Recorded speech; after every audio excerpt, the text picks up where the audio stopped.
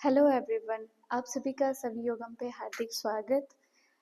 आज मैं ध्यान के बारे में चर्चा करने जा रही हूँ। वैसे तो ध्यान को डिस्क्राइब करना बहुत ही मुश्किल काम है क्योंकि इतना कुछ है ध्यान के बारे में। जितने भी अपने दार्शनिक हुए हैं, जितने भी महात्मा लोग हुए हैं, जिन्होंने भी ध्यान को अनुभव किया है, उन सबके विचार बहुत डिफरेंट डिफरेंट है और एक्चुअल में वो सब ध्यान है।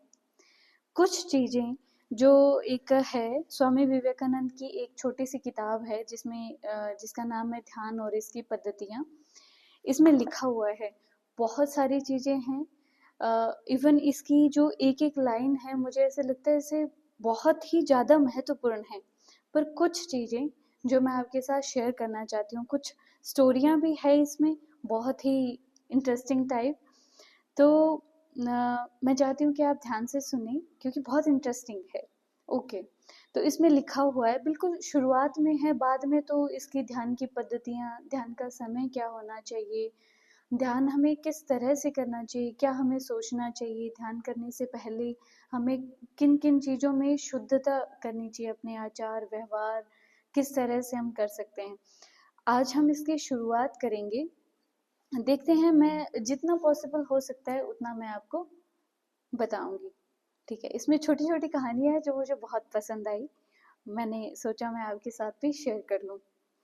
ओके, तो ध्यान क्या है? ध्यान क्या है?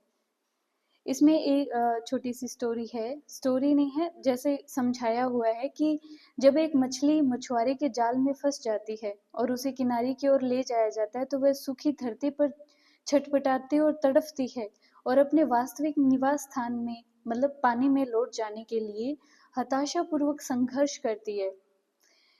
इसी प्रकार मनुष्य का वास्तविक धाम तो भगवान ही है। जब तक वह अपने देवी स्वरूप को भूला रहता है, तब तक वह खिन्न, व्याकुल और परेशान रहता है। ध्यान वह सेतु है जो मनुष्य को भगवान से जोड़ता है। और जिन्होंने भी एक्सपीरियंस किया है, एक्चुअल में ये है कि ध्यान वह सेतु है जो हमें भगवान से जोड़ता है। ध्यान की प्रणालियां अनेक है, जैसा कि इसमें लिखा हुआ है, परंतु उसका मुख्य लक्ष्य क्या है? माया जाल से मुक्त होना। देखो, ये बातें थोड़ी सी, मतलब इस जनरेशन में हम कह सकते हैं कि ओहो बहुत ऑड है। नहीं, ऐसा नहीं है, ऐसा नहीं है बिल्कुल भी। मायाजाल से मुक्त, लाइक कितना कुछ चल रहा होता है, कितना कुछ हमने क्रिएट किया हुआ होता है। अगर कोई उन सब से मुक्त हो जाए, जीवन बहुत आसान, सरल, खुश, ऑटोमेटिक हो जाता है। ठीक है। और मायाजाल जो सारे दुखों का मूल कारण है, और इससे मनुष्य को निकालना, मन में शांति और आनंद लाना ध्यान है। ये ध्यान का काम है। अब कोई कहे कि मुझे स्वतंत्रता चाहिए, आनंद चाहिए, मानसिक संतुलन भी चाहिए, आंतरिक शांति भी चाहिए, तो वो क्या करेंगे? ध्यान करो।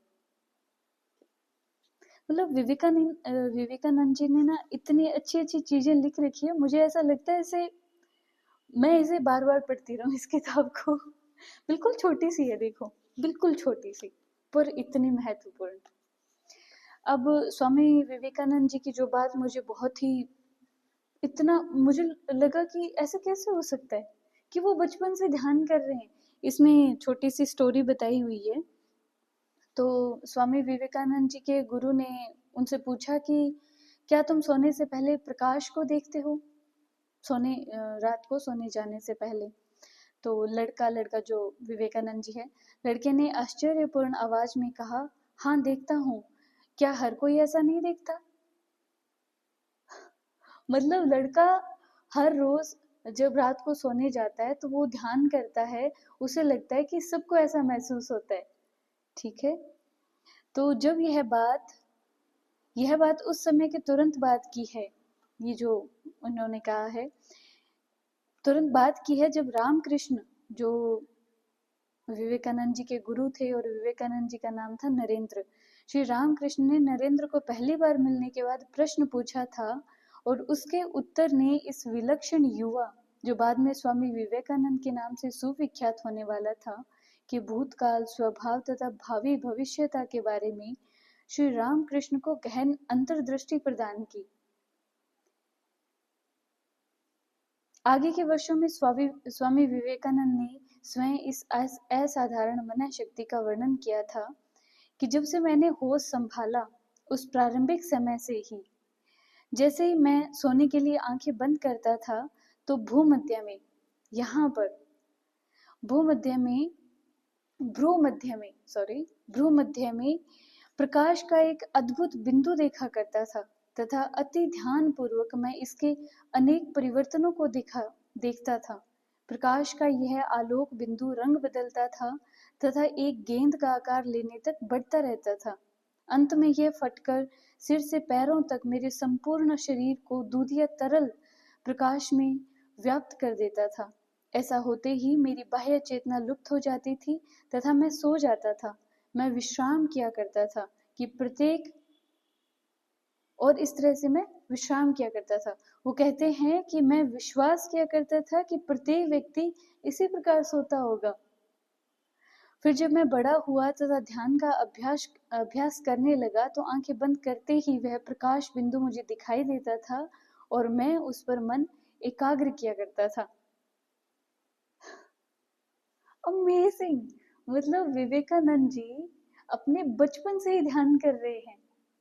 तो आगे के वर्षों में जब उन्हें लगा कि इसकी अनेक प्रक्रियाएं होती है, इस तरह से हम कर सकते हैं, दिन में भी कर सकते हैं, जैसे भी उन्हें और ज़्यादा नॉलेज हुआ तो उन्हें कोई परेशानी हुई नहीं। इसमें और भी स्टोरियां हैं, जैसे एक बार क्या हुआ, यूएसए में विवेकानंद जी बच्चों को सिखा रहे थे कि हमें ध्यान किस प्रकार से करना है।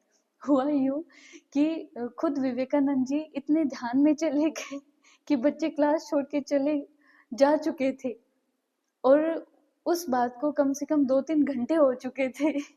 उसके बाद विवेकानंद जी ने सोचा कि ऐसा करना नहीं है, क्योंकि मुझे बताना है कि ध्यान किया कैसे जाता है।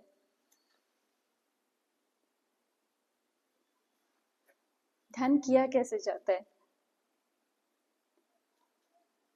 बहुत इंटरेस्टिंग है, बहुत ही इंटरेस्टिंग। और भी बहुत सारी चीजें हैं जो मैं आगे के वीडियो में आपको बताऊंगी कि हमें ध्यान का उपयुक्त स्थान कैसा होना चाहिए, हमारी मनस्थिति क्या होनी चाहिए, हमें क्या करना चाहिए, उपयुक्त समय क्या रहता है। तो इसके लिए हम नेक्स्ट वीडियो में मिलेंगे। तब तक के लिए बाय बाय। सब लोग अपना ख्याल जरूर से रखें।